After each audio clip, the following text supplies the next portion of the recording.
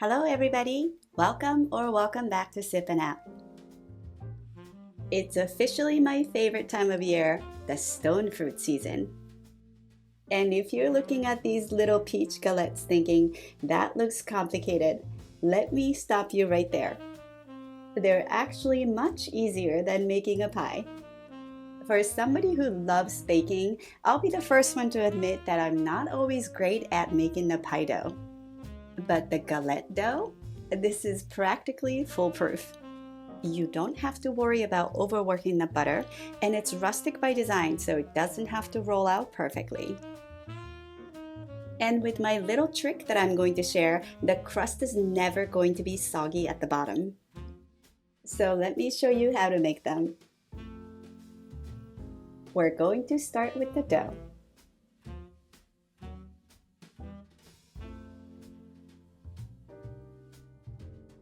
Into the food processor goes all-purpose flour, almond flour, sugar, and salt. I'll pulse the mixture a few times just to get everything evenly combined. Then add all the wet ingredients at once: cold butter, cold cream cheese, an egg yolk, a vanilla paste, and just a little almond extract. Pulse everything just until the dough starts to come together.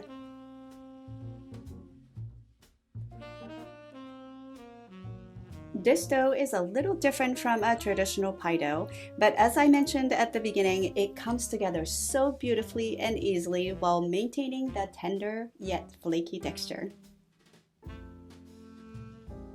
Now turn the dough out onto a lightly floured surface and gently bring it together with your hands.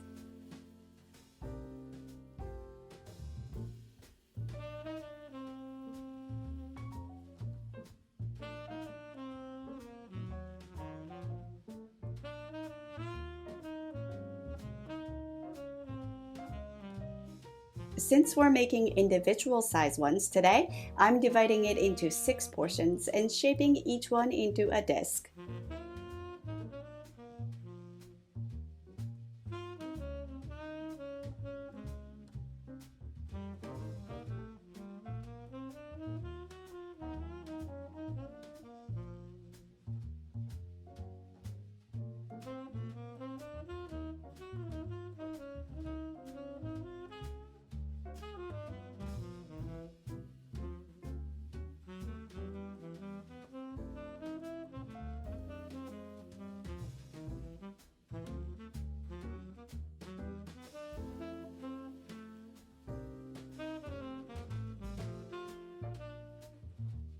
Now wrap them up and refrigerate them for at least 30 minutes.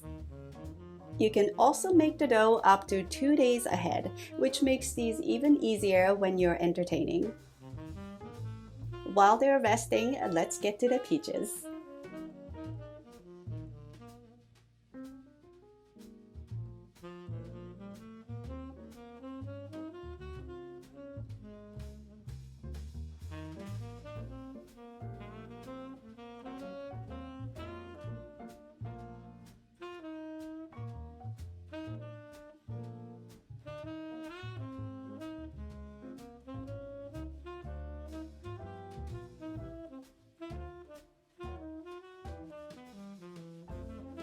I'm slicing up some beautiful ripe peaches and tossing them with sugar, honey, and lemon juice.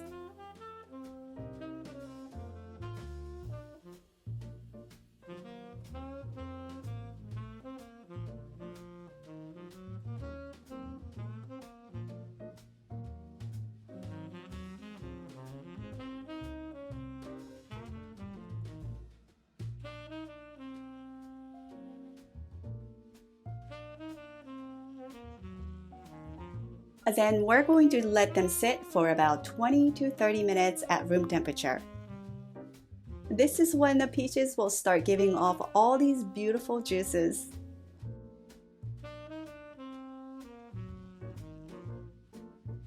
Once they have released all their juices, drain them as much as you can, but make sure you save all the liquid.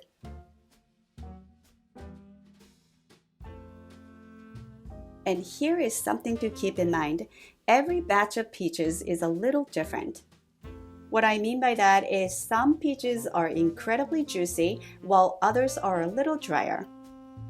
But you should get about half a cup of juice from this amount of peaches.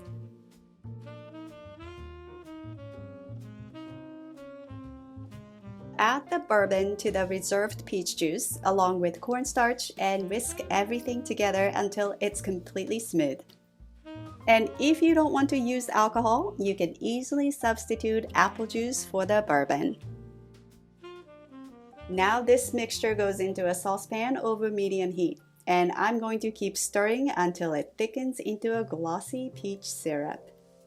This should take only a few minutes. This process might seem a little fussy, but there's actually a very good reason we're separating the peach juices from the fruit. And that is to prevent the soggy crust, which is one of the biggest problems when we're making a traditional galette or a pie.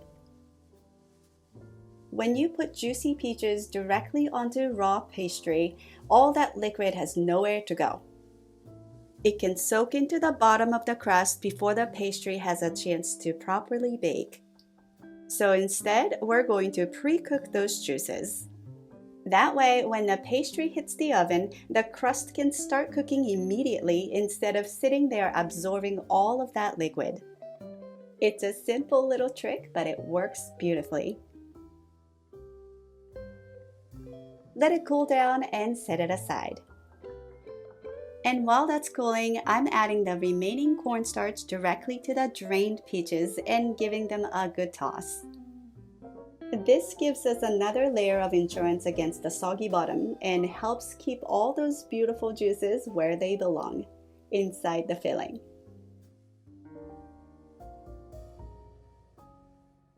By this time, our dough should be chilled and ready to go. On a lightly floured surface, roll out each disc into a rough circle. Though it should be pretty easy to handle, don't worry about getting a perfect circle. The beauty of a galette is that it's supposed to look rustic. Then arrange the peaches right in the center, leaving about an inch around the edges.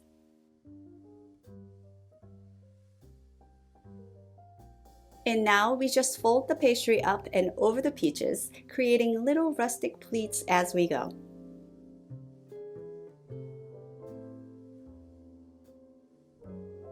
No perfect crimping, no fighting with the dough.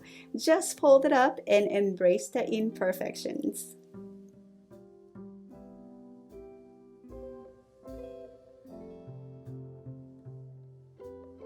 Once all the edges are folded, transfer the galette to a parchment-lined baking sheet.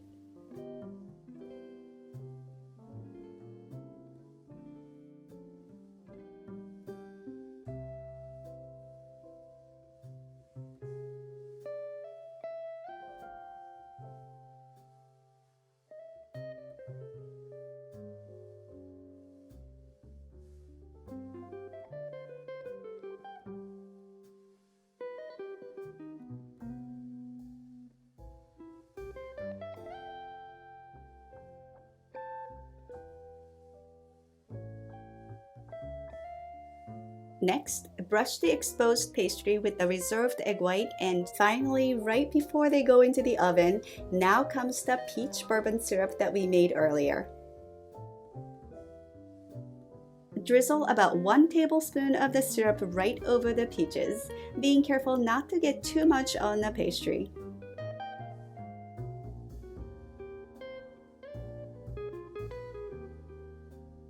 Optionally, sprinkle on some sliced almonds.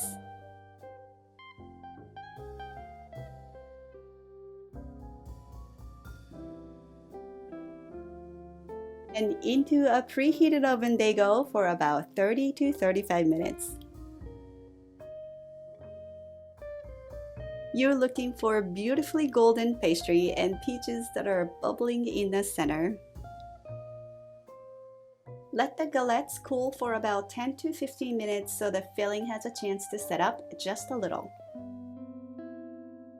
And there you have it, 6 little peach galettes that look like you got them from a fancy bakery. They're rustic, buttery, packed with juicy summer peaches, and just a little hint of bourbon. So if you've ever been intimidated by pie dough, give these a try. I think you'll be pleasantly surprised by how easily they come together.